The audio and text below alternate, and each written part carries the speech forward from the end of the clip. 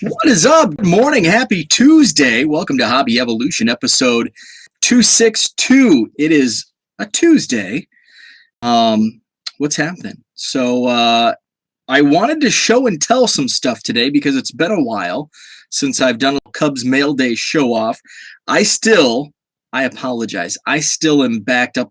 I still have 2 weeks worth of Cubs mail. I opened up like half of it, last week or a week and a half ago.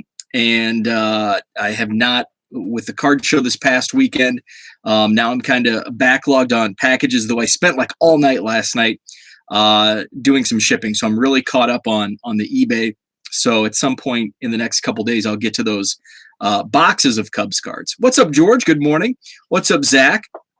So last week, and I don't think I touched on this on Saturday, and I know I didn't talk about it on Sunday, but I did make a retail run on Friday. So what happened was I'm out of the retail game unless I have to go to Target for whatever. I'm not going to go look for cards unless I'm there. Or if I'm driving by and it's like, oh, I'm just going to pop in and see if there's a random blaster left on the shelf. Or I'm looking for penny sleeves because I'm always in the market for penny sleeves. And I know people have been looking for penny sleeves online. I'm fortunate in our area. Target has been stocking penny sleeves regularly, 500 count packs for $5.99. And my local card shop still sells them for $1 per pack, $1 for 100. So they really are penny sleeves at the local card shop. So I haven't had, I'd rather buy them in bulk and just have like 10,000 on hand. But I've been buying. Last week I went to the card shop. I bought 2,000, bought 1,500. I bought 3 packs of the 500 counts at Target last weekend or 2 weekends ago. So I'm just buying them in like 1,000 to 2,000 packs. George bought a bike. I can't afford cards now. Nice. Very cool. Too bad we weren't closer. We weren't 8,000 miles away. We could go for a bike ride.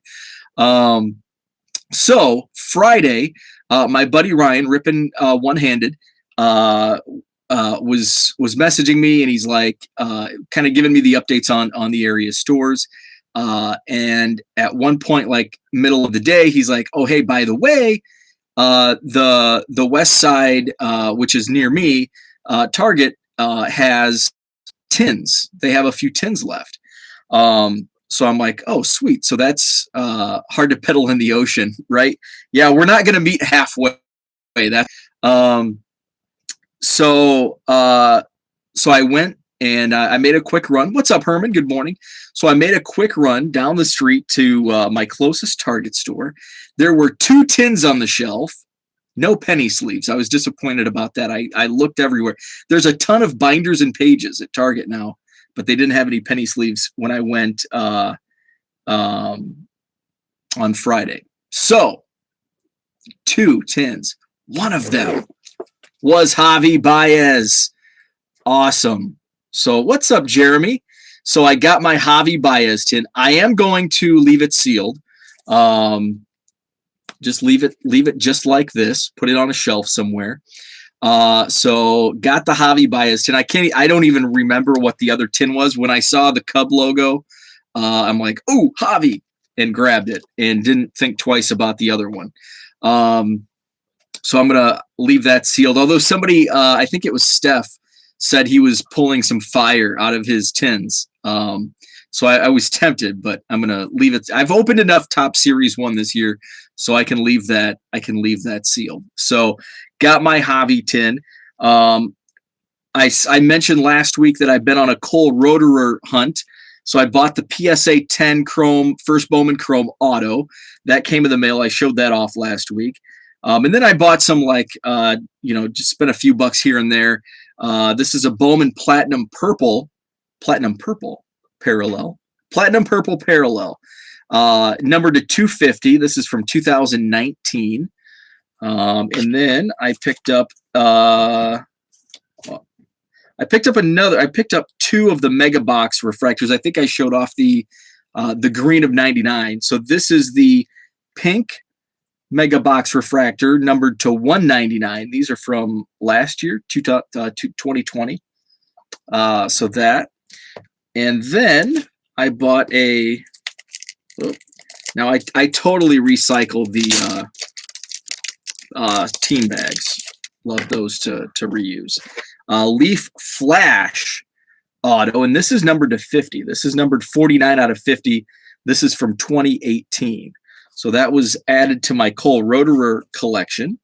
And then got a mail day from my buddy Texas Card Dude. Now I did see he tweeted this morning. He's going to be going live later today, this afternoon. So I'm also going to reuse his team bags that he sent. He sent me some Mark Grace cards. So a Fleer from, what's that, 95 Ultra.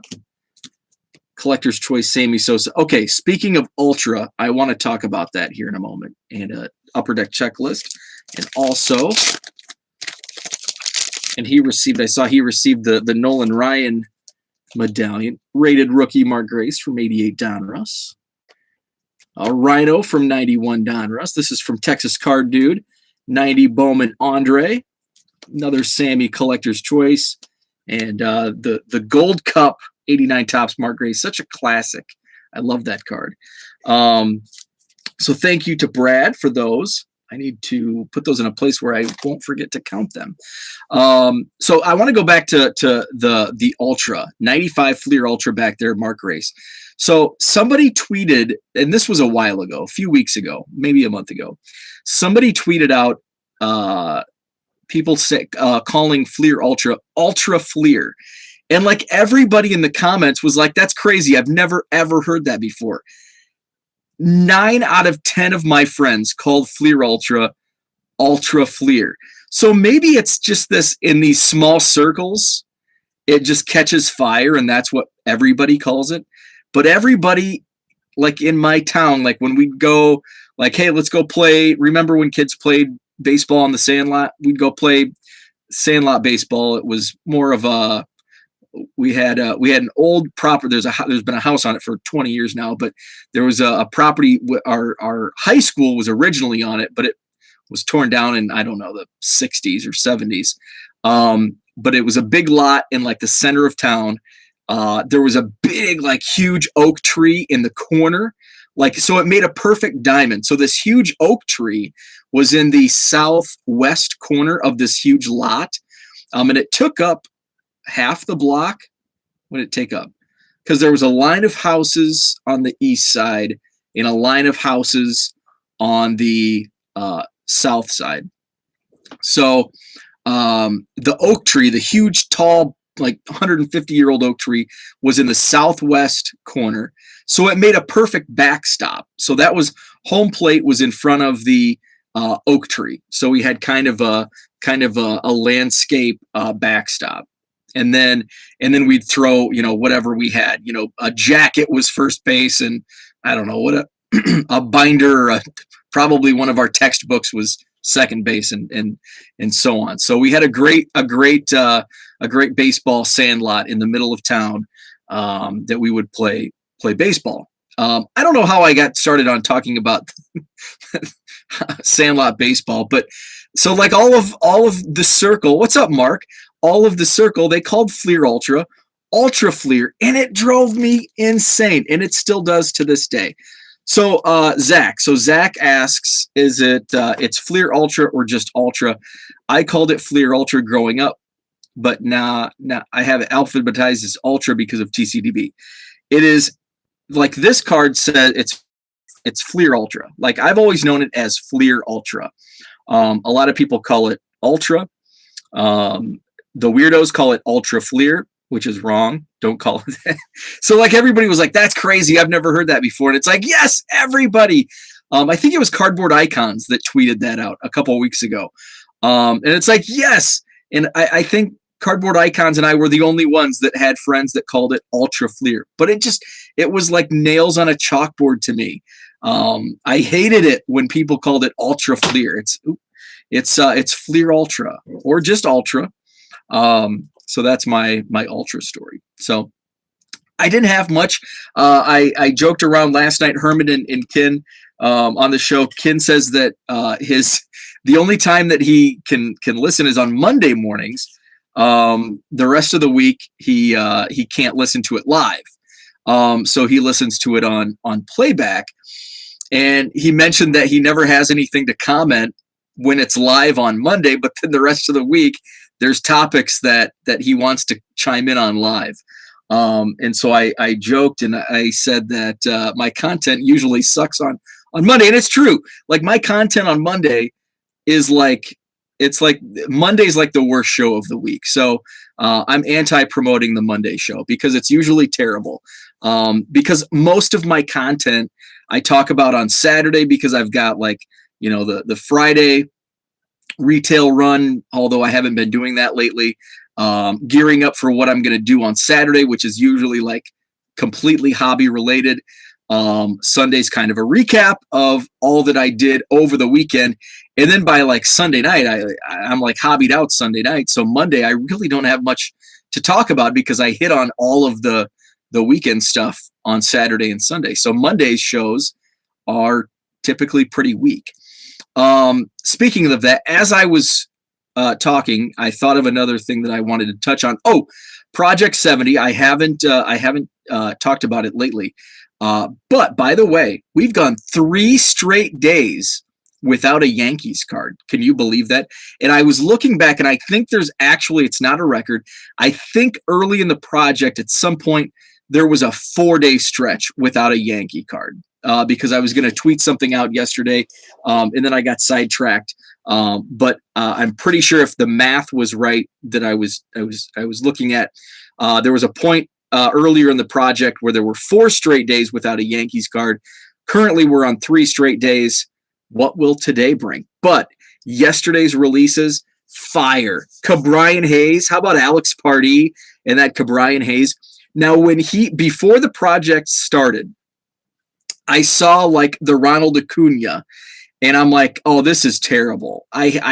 Because I'm not, and I probably even talked about it on this show, that I'm not into like the skull and crossbones, like the death art. That I'm just not into that stuff. So that's kind of what it reminded me of. Like when I first saw the Acuna before Project 70 started. Then when it was released, I loved it. For some reason, it just like, hey, this is a really cool card. And then he came out with the Mike Trout, and Alex Pardee is up there with Ermsey. Like I think Ermsey's probably my favorite. But Alex Pardee has been knocking it out of the park, and he'll probably take over as my favorite artist in the project. Especially whoever makes a Cubs card first will be my number one. And I like Keith Shore. I like his stuff. And there's some others that I like too, but those are the 3 that like those would be in my top tier: Ermsey, Pardee, and Keith Shore. But there are some, you know, they're all great. You know, some just don't appeal to me, and that's fine. That's what art is all about. So I love the Alex Pardee, Ke'Bryan Hayes. David, I'm sure David stocked up. I bet David bought some. But that was an awesome card. The 88 Topps Future Stars, Alex Pardee, and I think FDOT has a release today, and I'm jonesing. I need a Cub. I speak and I'll stick to Topps Direct products because I made a good choice last week in ending my purchasing of the WWE Topps Living set. Last week it was, who was it last week? Roman Reigns and somebody. This week it was Braun Strowman and I think Alexa Bliss.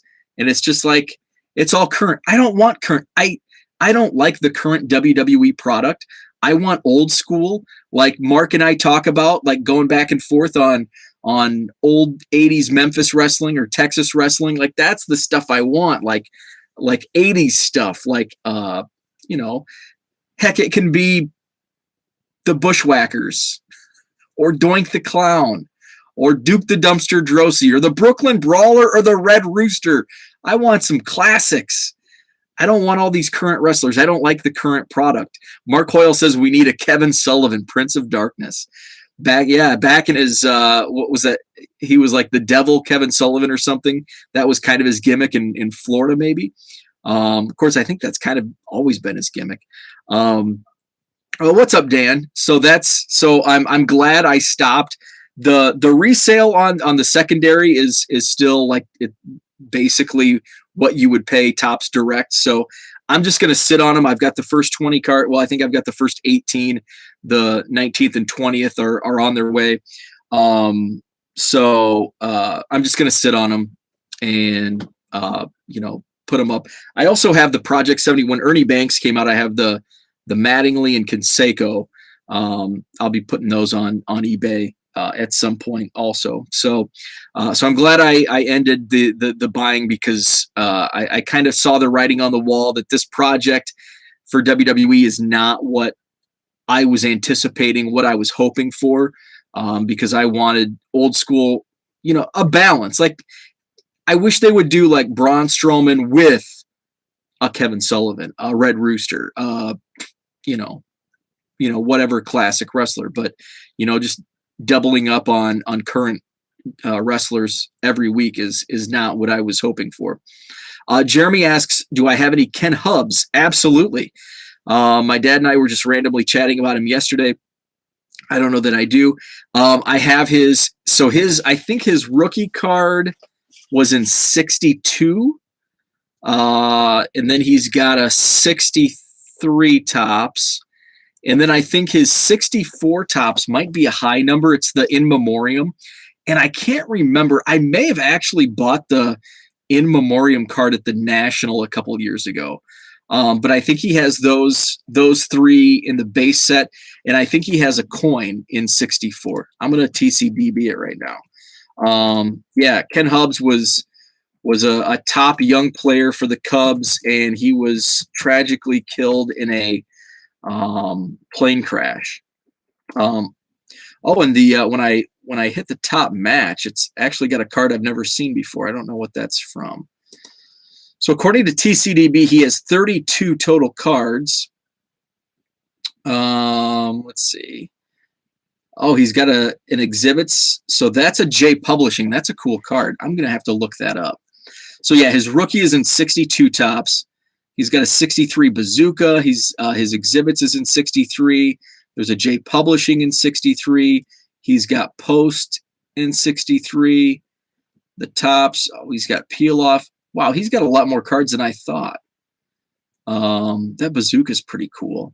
Yeah, so the 64 is In Memoriam, card number 550. And then he's got some modern cards. There's a postcard in the 60s. There's a playing card in 1985, an old style card. And then he was in the Upper Deck Classics set in 05, Legendary Cuts in 06, 07. So yeah, 32 Ken Hubs cards. And I'm glad you brought that up because that was there's a couple in there that I don't have that I'd like.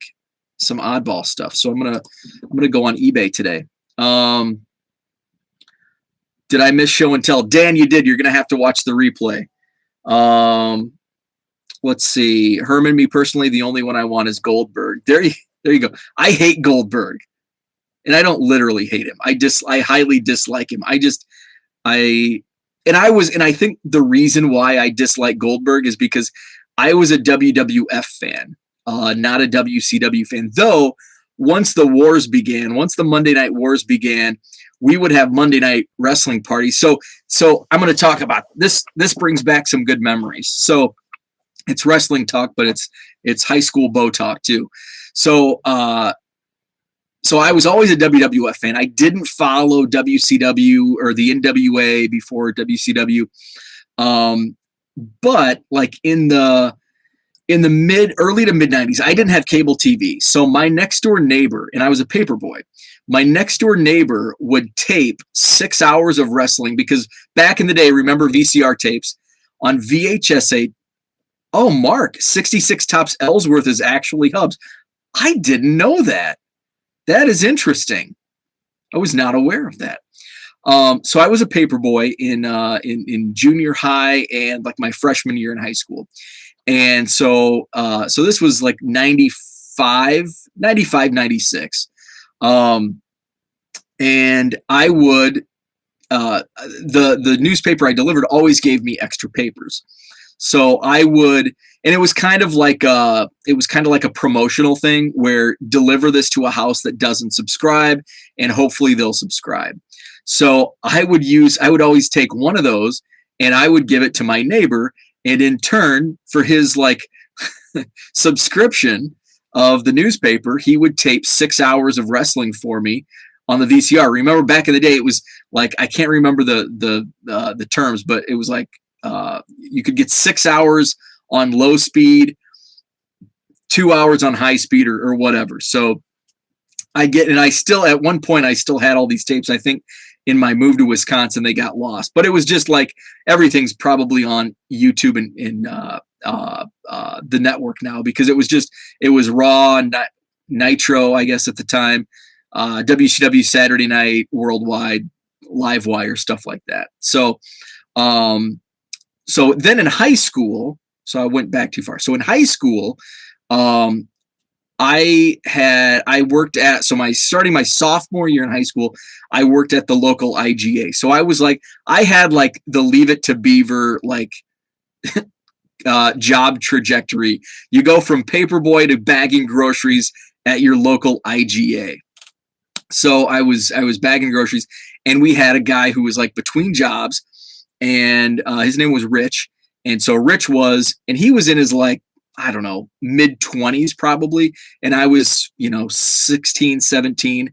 And he actually lived 2 doors. Him and his girlfriend lived 2 doors away from me. So there was one house in between where I grew up and where he was living. So he was a huge wrestling fan, and he's like, well, hey, and I didn't have cable. And he's like, well, hey, on Monday night, come on over. So it would be like, and he was going to a community college. So it was him and like one of his college buddies and me and one of my buddies and his girlfriend. It was like 4 or 5 of us. His girlfriend would make like chips and dip and stuff like that, and we'd watch. So it started out like 4 or 5 people watching wrestling on Monday nights, and we would flip back and forth between Raw and Nitro. And then all of a sudden it's like, he got to know like other people in town, and my friends started coming over, and then it kind of increased to like, there was like 7 or 8 of us. And then he moved like up the street. He moved like 5 houses down, same street. And by that point there was like, we would have nights like, and this was the height of the Monday night, era. So we're talking like 98, probably 98, 99 in that era. And there would be like 30, 35 packed into his living room. I mean, it was a huge like wrestling party, and it was a blast. But I was always a WWF fan, so that's why I got on that kick. I never liked Goldberg because I was a WWF guy. Even though I watched WCW, I wasn't a fan. It's like, I'm a Pepsi guy over Coke. Herman can see my Yankee in me now, because WWF over WCW and Pepsi over Coke. I'm a Yankee. So even though I prefer Pepsi over Coke, I'll still drink Coke. And Coke from McDonald's out of the fountain is delicious. And my wife is Diet Coke. I'm Pepsi. If I buy soda, it's Pepsi. She's addicted to Diet Coke like I'm addicted to coffee. But I'll drink Diet Coke. Like sometimes in the middle of the day, I don't want that like sugar rush from Pepsi at lunch. So I'll drink one of her Diet Cokes. So yeah, Mark, I'm in AWA territory. So every time I talk to like somebody that I talk to in like my parents' generation, they always talk about the Crusher. Like the Crusher's from Milwaukee. I think there's actually a statue in Milwaukee for the Crusher. So yeah, we are our AWA territory. I grew up in Northern Illinois, so people went to the Wharton Fieldhouse, which usually hosted AWA. So it was like the Crusher, Dick the Bruiser. So those wrestlers back in the generation before me. So when I was growing up, so I didn't get into wrestling until like 1990 or 91. So the AWA was pretty much, if it wasn't dead by then, I think AWA died in like 89, 88, 89, 90, somewhere around there.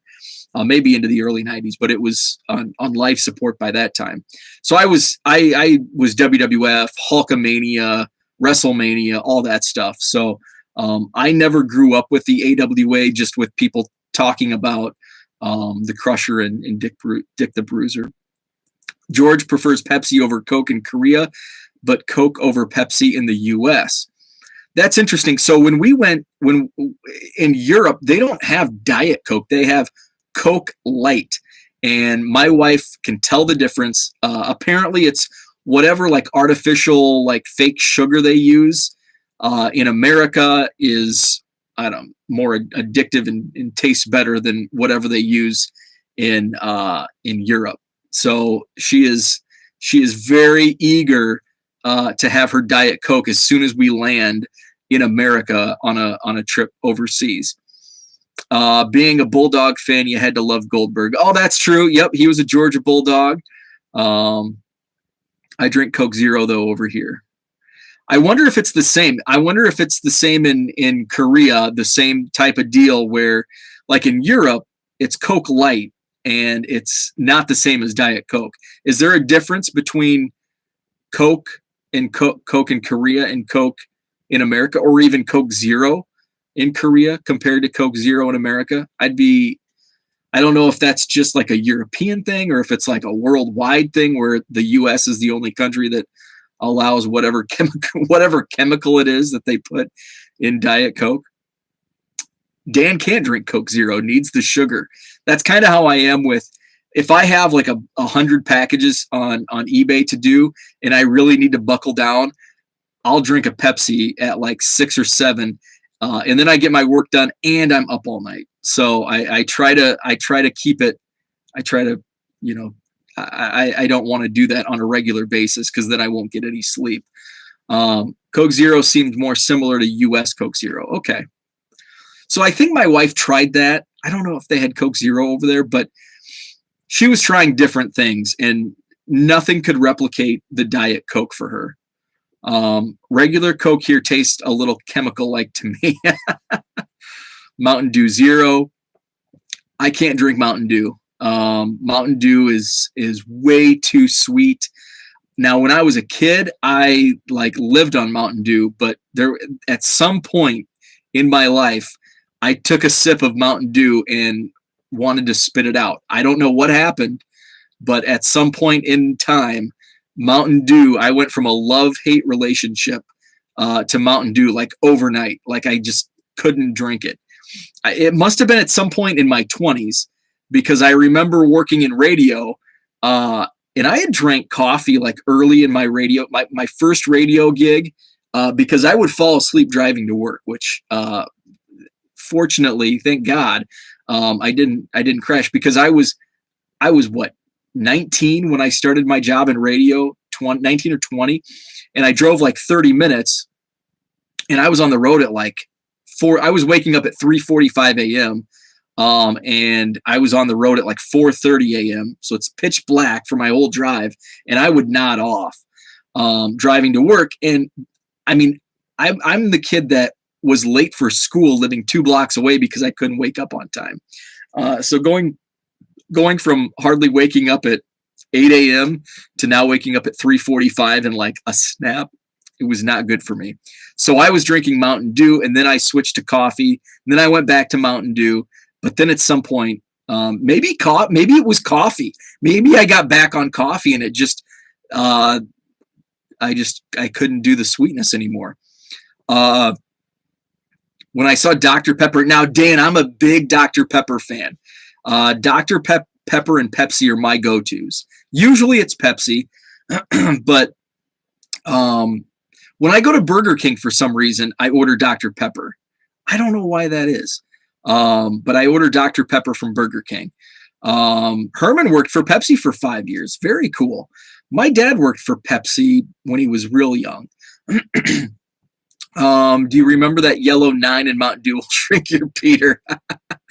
Zach only does black coffee.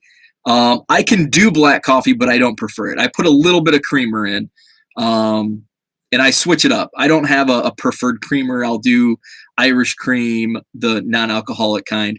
I'll do French vanilla, amaretto, sometimes hazelnut. It's whatever. I think I have French vanilla right now. And I did French vanilla because I had like a flavored coffee that I bought. And so it kind of tasted a little different with, Irish cream or hazelnut. So yellow 5 and mellow yellow. So that's what I had for today. Kind of went off on a tangent on a bunch of wild different things this morning. So thanks for chatting. Thanks for tuning in. I created a website for the Madison Card Show, which is our next show is coming up May 22nd. We're going to get some final dates for the summer and fall, hopefully by the end of the week. I've got some tentative dates set for the summer, and then I'm going to work on the fall because in the fall I have to compete with football. And football in Wisconsin is hard to compete with because we have the Wisconsin Badgers right here in town. So I have to avoid Saturday home games because that's going to take everybody to the game. And we've got Packers on Sunday. So and I want to keep these to Saturday shows. So I've really got to be careful of the Saturday fall schedule. Dan, yes, Madison Card Show on Twitter. I think I followed everybody that's in the chat. If I didn't, it's super hard to. I shouldn't say super hard. It's kind of difficult to like follow. Like what I did was, and so Twitter has a new thing. I haven't created a new Twitter account in a while. So when you create a new account, I just skip all the whoa, what are your likes? So I skip all that, and I followed me and Johnny, my co-promoter. The heck was that? Something upstairs. No, it's something outside. That's really, really weird.